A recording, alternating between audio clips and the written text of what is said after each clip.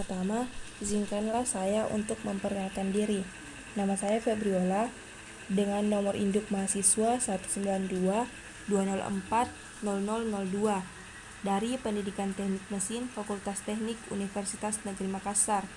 Di sini saya akan menjelaskan sedikit materi tentang termodinamika, di mana di sini sebagai tugas final saya. Baiklah, marilah kita melangkah ke slide-nya. Pada bab 1, tujuannya yaitu identifikasi kosakata unik yang terkait dengan termodinamika melalui definisi yang tepat, konsep dasar untuk membentuk fondasi yang kuat untuk pengembangan prinsip termodinamika, tinjau metrik SI dan sistem satuan British yang akan digunakan di seluruh teks, jelaskan konsep dasar termodinamika seperti sistem keadaan, postulat keadaan, kesetimbangan, proses, dan siklus. Diskusikan sifat-sifat sistem dan tentukan kepadatan dan berat jenisnya. Tinjau konsep suhu, skala suhu, tekanan, dan tekanan absolut dan pengukur. Terakhir, perkenalkan teknik pemecahan masalah sistematis yang intuitif. Selanjutnya, beberapa materi di bab 1. Termodinamika dan energi, teknik pemecahan masalah pentingnya dimensi dan unit, sistem dan volume kontrol, sifat sistem, dan kepadatan dan gravitasi khusus. Selanjutnya, contoh soal dari perangkat pengukuran tekanan. Infus intravena biasanya digerakkan oleh gravitasi dengan menggantung botol cairan pada ketinggian yang cukup untuk melawan tekanan darah di vena dan memaksa cairan masuk ke dalam tubuh. Semakin tinggi botol dinaikkan, semakin tinggi laju aliran fluida tersebut. A. Jika diamati bahwa cairan dan tekanan darah seimbang satu sama lain ketika botol berada 1,2 meter di atas permukaan lengan, tentukan tekanan pengukur darah. B. Jika tekanan pengukur fluida pada level lengan harus 20 kPa, untuk laju aliran yang cukup, tentukan seberapa tinggi botol harus ditempatkan. Ambil massa jenis fluida menjadi 1020 kg per meter kubik. Solusi. Diberikan bahwa cairan infus dan tekanan darah seimbang satu sama lain ketika botol berada pada ketinggian tertentu. Tekanan pengukur darah dan ketinggian botol yang diperlukan untuk mempertahankan aliran pada kecepatan yang diinginkan harus ditentukan. Asumsi 1. Cairan infus tidak dapat dimanfaatkan. 2 botol infus terbuka ke udara. Properti densitas cairan infus diberikan menjadi massa jenis sama dengan 1020 kg per meter kubik. Analisis. A. Memperhatikan bahwa cairan infus dan tekanan darah seimbang satu sama lain ketika botol berada di 1,2 meter di atas permukaan lengan. Tekanan pengukur darah di lengan sama dengan tekanan pengukur cairan infus di kedalaman air di kedalaman dari 1,2 meter. P gap arm sama dengan Pf dikurang P atm sama dengan massa jenis dikali gravitasi dikali harm kurang botol sama dengan 1020 kg per meter kubik dikali 9,81 meter per sekon kuadrat dikali 1,20 meter dikurang 1 kN dikali 1000 kg per meter per sekon kuadrat dikurang 1 kPa kali 1 kN per meter kuadrat sama dengan 12,0 kPa. B. Untuk memberikan tekanan pengukur 20 kPa pada ketinggian lengan, ketinggian permukaan cairan infus di dalam botol dari ketinggian lengan ditentukan lagi dari P gap, arm sama dengan massa jenis dikali gravitasi dikali harm dikurang botol akan menjadi harm kurang botol. P gap kali arm, massa jenis dikali gravitasi sama dengan 20 kPa dibagi 1020 kg per meter kubik dibagi 9,81 meter per sekon kuadrat dikurang 1000 kg meter per sekon kuadrat kali 1 kN dikurang 1 kN per meter kuadrat kali 1 kPa sama dengan 2,00 meter. Diskusi. Perhatikan bahwa ketinggian reservoir dapat digunakan untuk mengontrol laju aliran dalam aliran yang digerakkan oleh gravitasi. Saat terjadi aliran, Penurunan tekanan dalam tabung akibat efek gesekan juga harus dipertimbangkan. Untuk laju aliran yang ditentukan, ini membutuhkan menaikkan botol sedikit lebih tinggi untuk mengatasi penurunan tekanan. Bab 2. Tujuan.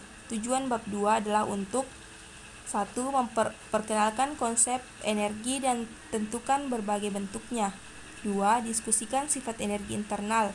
3. Definisikan konsep kalor dan terminologi yang terkait dengan perpindahan energi melalui kalor. Lalu mendefinisikan konsep kerja termasuk pekerjaan kelistrikan dan beberapa bentuk pekerjaan mekanik.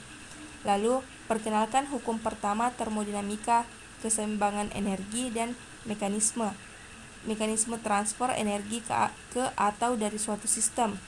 Lalu tentukan bahwa fluida yang mengalir melintasi permukaan kontrol dari volume kontrol membawa energi ke seluruh permukaan kontrol selain transfer energi yang melintasi permukaan kontrol yang mungkin dalam bentuk panas dan atau kerja. Lalu tentukan efisiensi konversi energi. Lalu terakhir diskusikan implikasi dari konversi energi pada lingkungan.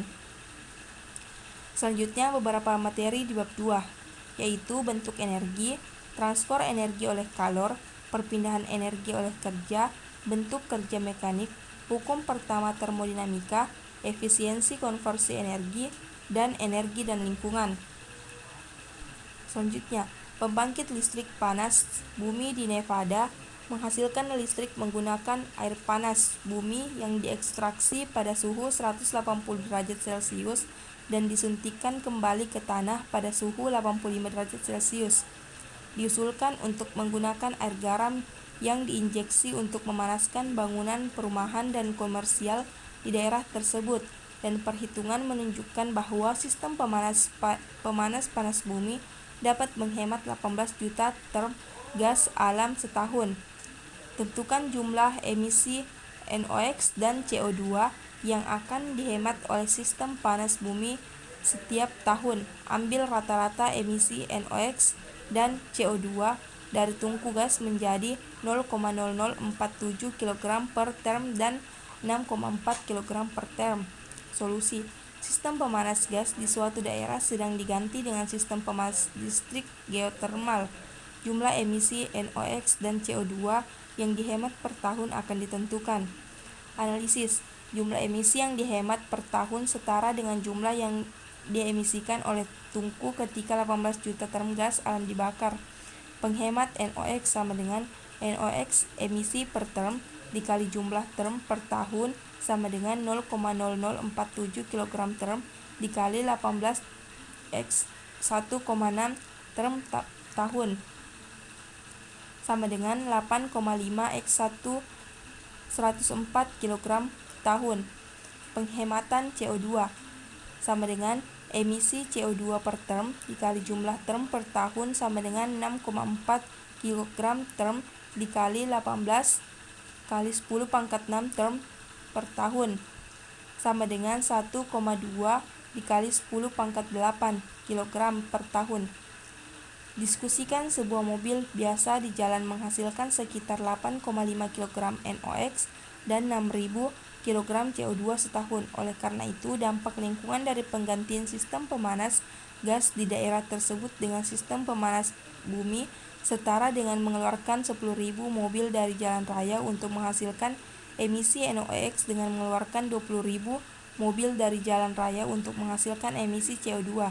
Sistem yang diusulkan harus memiliki pengaruh yang signifikan dalam mengurangi kabut asap di daerah tersebut. Topik kepentingan khusus, mekanisme perpindahan panas. Bab 3, tujuannya yaitu perkenalkan konsep zat murni, diskusikan fisika proses perubahan fase, gambarkan diagram properti P kurang V, T kurang V dan P kurang T, dan permukaan P kurang V kurang T zat murni. Peragakan prosedurnya untuk menentukan sifat termodinamika zat murni dari tabel dan data properti. Jelaskan substansi, hipotesis gas ideal, dan persamaan gas ideal. Terapkan persamaan gas ideal negara dalam solusi masalah tipikal. Perkenalkan faktor kompresibilitas yang menjelaskan deviasi gas nyata dan perilaku gas ideal. Sajikan beberapa persamaan keadaan yang paling terkenal. Lanjutnya materi-materi pada bab 3. Substansi murni. Fase zat murni, proses perubahan fase dari zat murni, diagram properti untuk proses perubahan fase, tabel properti, persamaan kondisi gas ideal, faktor kompresibilitas, ukuran deviasi dari perilaku ideal gas, persamaan keadaan lainnya. Ringkasan, zat yang memiliki komposisi kimia tetap di seluruh bagiannya disebut zat murni. Zat murni ada dalam berbagai fase tergantung pada tingkat energinya.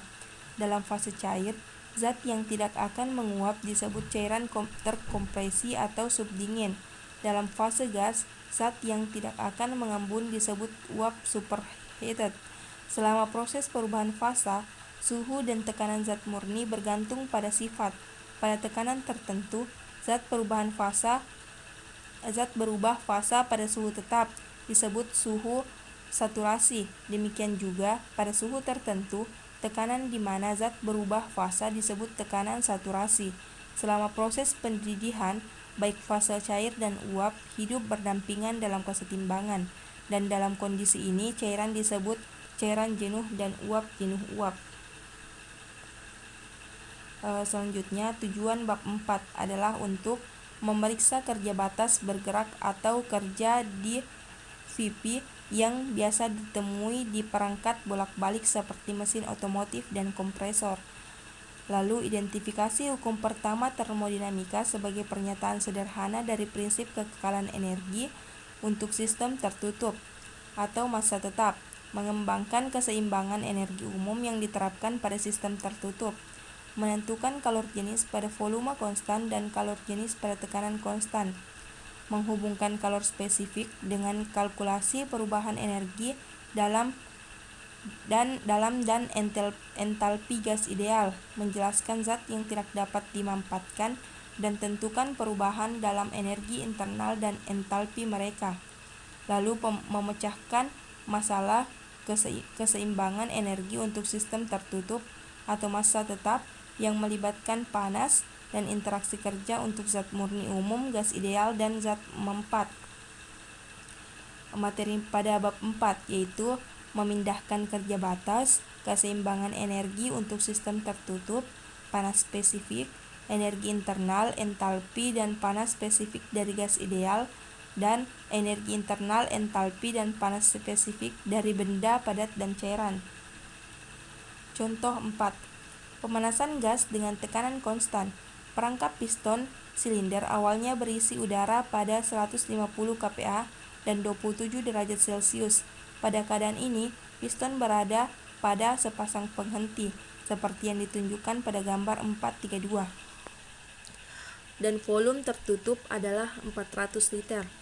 Massa piston sedemikian rupa sehingga diperlukan tekanan 350 kPa untuk menggerakkannya. Udara sekarang dipanaskan sampai volumenya 2 kali lipat.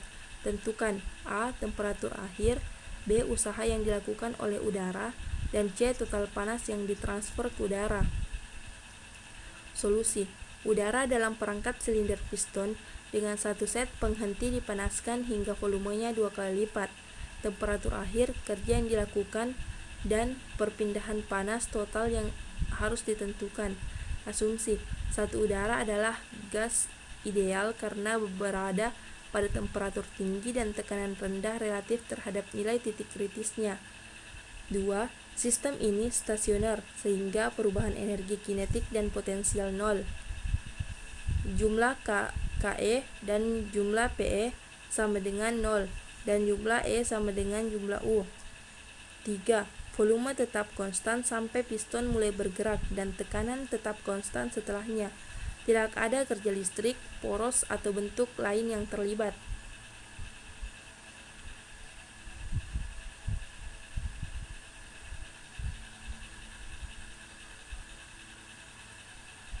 Itulah tadi materi yang sempat saya bacakan dan sempat saya ringkas dari 5 bab termodinamika yang telah diberikan oleh dosen saya, dan saya banyak berterima kasih kepada ayahanda